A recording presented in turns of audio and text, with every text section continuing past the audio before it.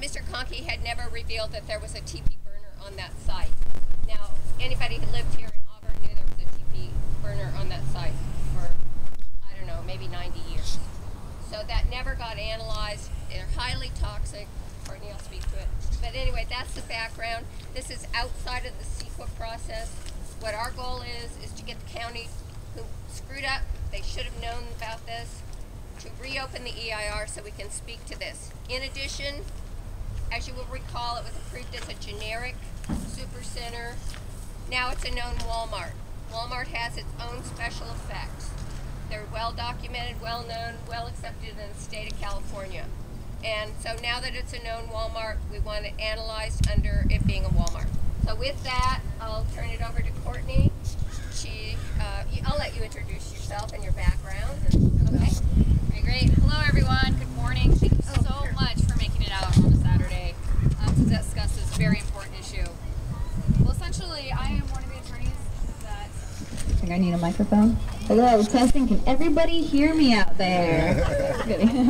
So I'm one of the attorneys retained by the Alliance for the Protection of the Auburn Community Environment.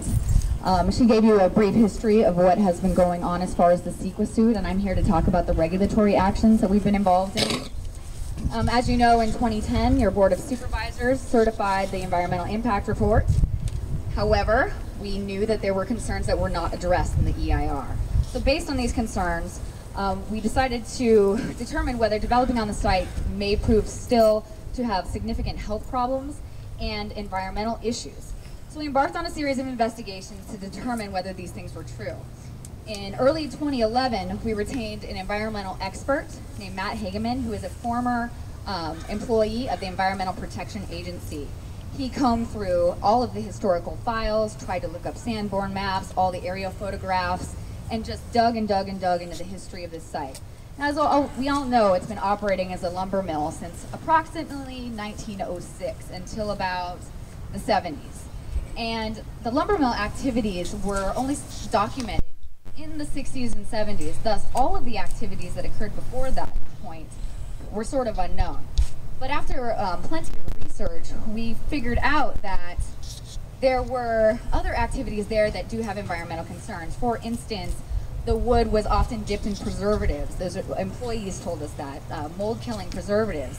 The trash was burned in the TP burners, trash that contained not only wood chips and parcels that could that would produce dioxins, organic materials that would produce dioxins, but also probably plastics, hydraulic fuels from the trucks that came in and out logging. It was a huge operation. It's actually a great historical point in Auburn history. But everybody knows back in 1906, we weren't really aware of environmental contamination. People were dumping things on the soil. There was a lot of activity that now we would frown upon.